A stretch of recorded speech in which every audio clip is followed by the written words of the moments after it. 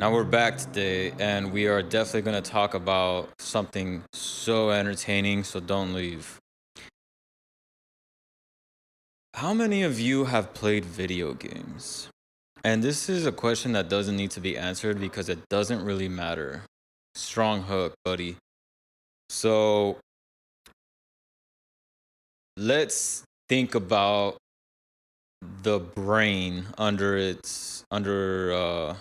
a session of video games.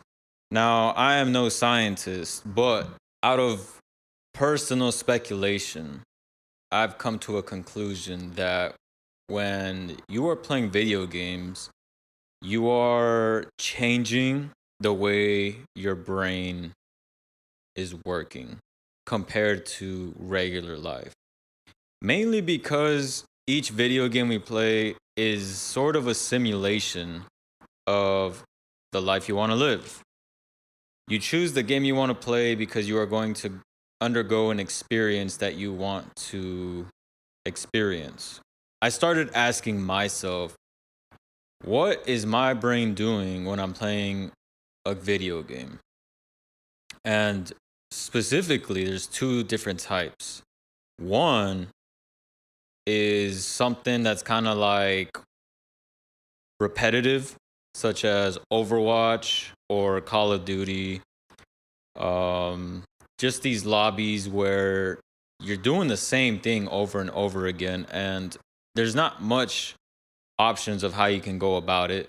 You can be competitive and strive to better yourself each and every time you play and find ways to have fun within that same realm of repetition, because in the end it is repetition. You're doing the same thing over and over again with different players trying to get the same result. So in a way it's a form of insanity if we really think about it. It is. The second way, and there are more options, but for now we're just gonna stick to these two. The second option is more of an RPG game that you're playing. This is the one where it's interesting because you are escaping on both types of games. But the RPG version, you are actively living a different life in a way that feels like reality. You can compare the two because one, we didn't really choose. Actually, yeah, that is different. You have the power of choice in that video game. Over here, though, you are confined to the circumstances that are given to you in many ways.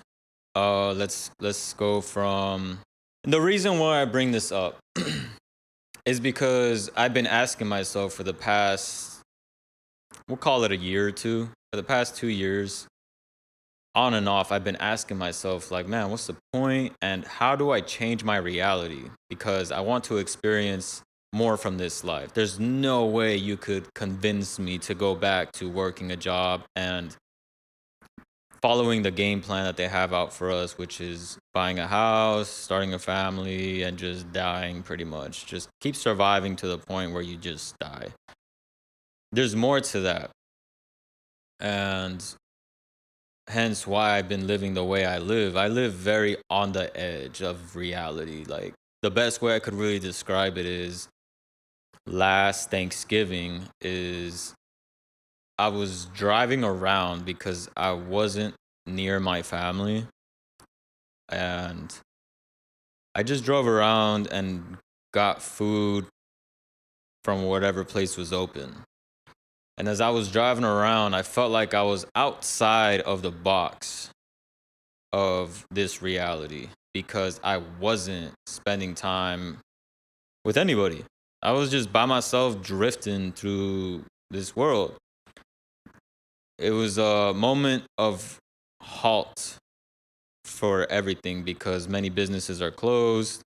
Everybody's just trying to be home, or if you're like me, you're actually trying to stimulate yourself in a way so that you don't think about the fact that you aren't around your family and you don't have that scenario that many, well, this reality American life has told you what you should be doing on Thanksgiving Day, which is spend time with your family. It's like, okay, I can't do that, and I haven't been doing that for a long time.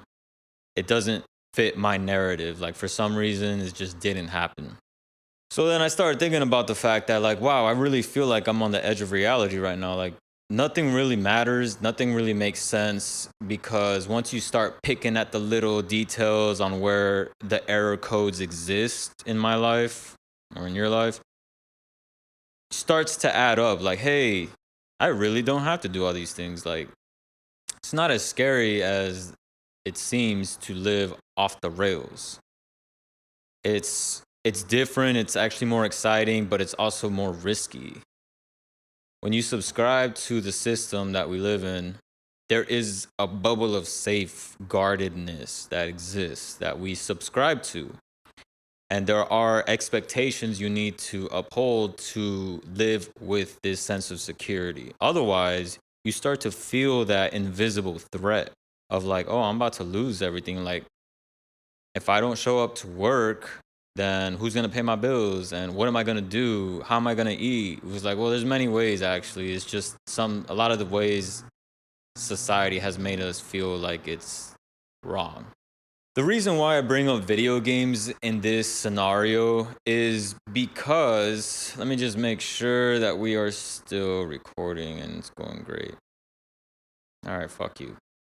I bring up the video game comparison because I started to realize the last time I played video games is like, hold up. What are the chances that when I play video games, I change the frequency of my mind to delete this reality and make room for another one? Because I hate being interrupted when I play video games. And I think that was an interesting observation of myself, is like, I truly do delete the world in a way. There's a train right here. I'm just gonna wait for it to get far enough. So I realized I hated being interrupted, and I was like, this isn't bad. It seems negative to an outsider trying to get my attention. But I started realizing, hold up, why do I hate being interrupted? Besides the fact that I'm enjoying my game, there has to be more to it. And I realized there was. I hated being interrupted because I was in a state of flow, of like getting in the groove of what this game entails. And me, I'm personally the type of person that wants to get the most out of each experience, and I try to figure out how and what that might be, and I go for it. Once I have a game plan set out, I just execute it. So that's what I realized was being interrupted. So I started just analyzing my brain a little bit more and just thinking, like, what could I combine with this game playing to get the most out of other experiences in real life? How could I see this life more as a game than as an abomination of suffering?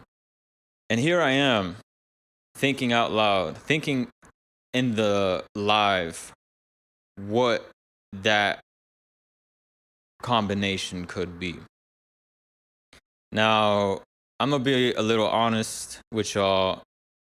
By the end of this year, I plan to live on a more independent side of life where I don't rely on housing from society or the government. I want to get away from that because I see the downfall of it and I don't want to be a part of it. And I'm following my intuition and saying that, hey, you can live on the sidelines of this demise. I'm hoping that there's a better version of it coming, but I'm just completely convinced that I'm not supposed to be a part of it. If I miss out on something great, that's on me. But if I miss out on something terrible, that's amazing for me. So the combination of trying to see this life as a video game, I have to be on the sideline. I can't be in the front because I'm still creating the game plan. Now, the execution part is going to be combining this mind state that I have while playing video games. And I honestly believe that video games has been the trendsetter since the 2000s, possibly earlier, but we're just gonna stick to the year 2000. That era of 2000s was crazy for internet culture and video games. A lot of the slang that exists now and a lot of the mannerisms and communication that exists now came from video game culture. And I think everybody's just going to ignore it unless we bring it up. And I'm not trying to say that video game culture is like elite. I'm just saying that they have so much influence right now that you could actually start paying attention and start connecting dots on how much influence it really does have on the current culture. So my heart's always going to be with video game culture. I think it's a pioneer in what we're heading into. I personally think we're going to a cyberpunk reality, especially with the way control is right now. I want to see the end of the control of these corporate giants, but I think their game plan is years ahead of ours. Like, we're just a rebellion by being our authentic selves. This is starting like now. I haven't seen anybody really take that too serious and actually make it organized and powerful. But we are scattered amongst the world, low-key knowing that this shit sucks. The people in power don't fucking care about us, and yet we're expected to do everything they say. Not me. I can't do it. Going back to this frequency of mind while playing video games, I am combining different habits to sustain a lifestyle that complements my future living, that I see as a positive way of living, that still supports community and still supports giving back as much as accepting rewards for doing all of this. And the more I think about it, the more I visualize myself in this reality, the more it makes sense. The more it makes sense to defund the corporations that exist and are in power and give more power back to the individuals that we see on a daily basis. And to me, it feels like a cure for the disconnect we have as a community, because I don't know when it happened, but I know for a fact invisible walls were shattered with the internet, where we could now transcend borders. We can communicate with different nations and different communities under the same cloak of genres of life. And this is obvious. I'm just bringing it to the forefront. And what I really want to focus in on is the fact that we can willingly change the way we receive information and downloads from the world. Make this up a little bit. This is really interesting for me because we could literally change quickly the way we're living right now and live a more positive lifestyle. I am experimenting with this notion by doing the most in what I really want to do in life, such as enjoy it and grow in the things that I actually want to grow in. Those areas include music, connection with my community, and actually being able to curate an audience. And I need to fucking move the camera again.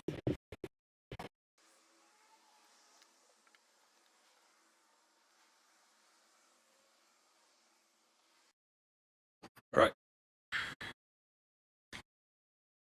It includes many things, and even down to the fact that we need to make money. Like, I want to change the fact of how we pay each other. We think that we need to get a job, which, yes, we do right now in this reality. But I am an independent business owner, and I am in the front lines of exchanging my services for money straight from the customer. And I see us getting closer to the point where we don't need the third party, which is the federal government, the Federal Reserve. We have it right now because it's made life convenient and it feels a little more inconvenient to change that. But those interactions where I trade my service for another service is starting to become more real. And you might be surprised how valuable you really are. I'm gonna just give you a quick example. A barista, they serve so much value in our society because our society really does run on coffee. If you are a good barista with good people skills, able to multitask and manage time well, and be able to fill the needs of the customers and the business owner on a regular basis, you are more valuable than you think. And this goes to people all over the spectrum of the workforce that we think are jobs that are stupid or just not valuable, but in reality, it's what keeps society running. It's not just the people coding the world, but also the people that are physically building the world and making it run. We're all needed, and in my opinion, it's about time we start realizing our value, because I'm a simple mover in this reality. I'm the people someone calls, they just need their stuff moved. It's not a hard job, but at the same time, it really is. I have a job that not everybody could do, truly, which is why I can sustain a great lifestyle, because I'm doing something nobody can do and nobody really wants to do, which is okay with me because I've been doing this my whole life. I don't know how many times I'm gonna have to move that camera, but it's gonna have to happen again.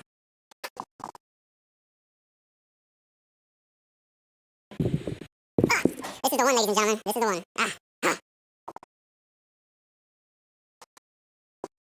This is the one. Let me move it this way. Yep. All right.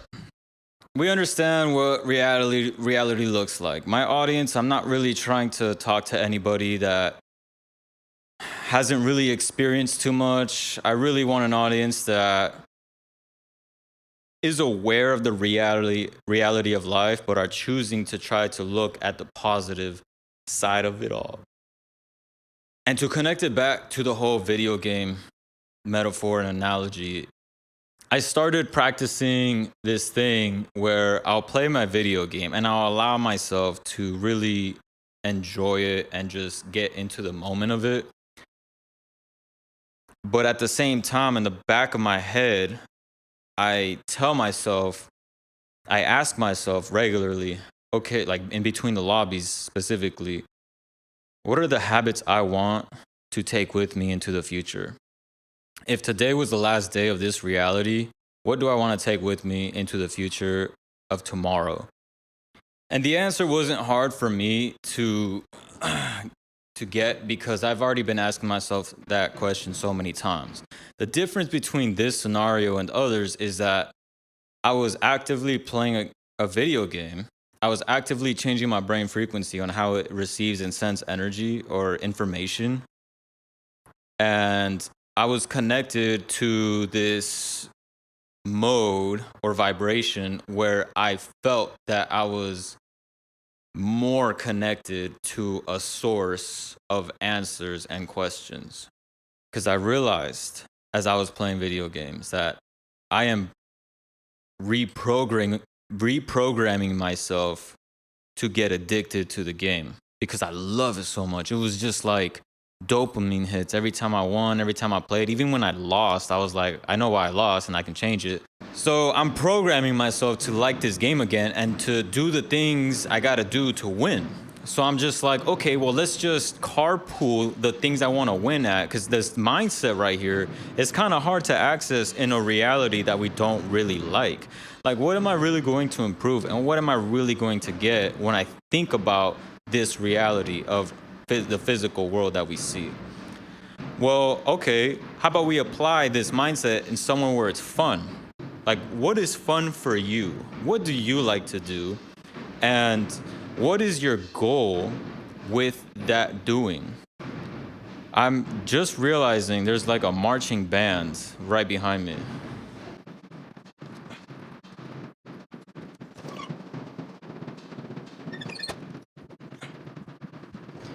Yeah, there's a whole band practice happening right outside my studio. We'll see how much of that bleeds into the video. All right, I'm almost there. So, what is that thing you like to do, and what is the end goal or close to the end goal that you can imagine for that thing that you like to do? And how do you get the step-by-step process to get to that point? And it's okay if you don't have the answers now. Like, you could always use other people's references and paths and stories to try to fill in the blanks for what you want to do. But at the end of the day, nobody has as a specific reality desired as you will for yourself. That's what I've had to come to understand in order to be able to get more true to the answer that I was looking for. And to wrap it all up,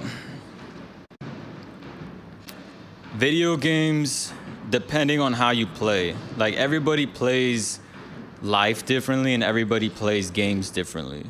The way I play video games is, like I've said before, to strive to be my best version, to strive to be like the winner in every single game that I play. That's like the competitive side of me. The RPG side is honestly to have a sense of fun and challenge, but also community. I'll give you an example: RuneScape and Cyberpunk 2077. RuneScape had that sense of community that I was looking for because it's an online game. And you could do quests, boss kills, train together, or just conversate with random people doing random tasks around the world. Whereas Cyberpunk, you're by yourself, but you are still playing an RPG, and there's still NPCs that you can befriend and like have a connection with. But at the end of the day, it's just you in that world, and you can go around and explore it however you'd like. And there is a story that you follow, but you are more subscribing to yourself to a reality that somebody else had in mind that they thought was worthy of enjoying and purchasing, to be honest. And what I want to achieve with this newfound idea is I want to do the same thing where maybe create a game, but for now is I want to create the habits that I feel get me the dub in the video games. All right. I just want to say thanks for watching. If you made it this far, I apologize. The camera did run out of battery. No, it ran out of storage, so I need to clear out my SD card anyways. Appreciate y'all making it this far. If you've been liking everything that I've been talking about, I'd appreciate it if you just check out my music. I'll leave a link in the description, or I'll just put my name on there. But I appreciate y'all tuning in. You know me, I'm just freestyling this shit and just having fun as much as I can as I go along. I'll see you around.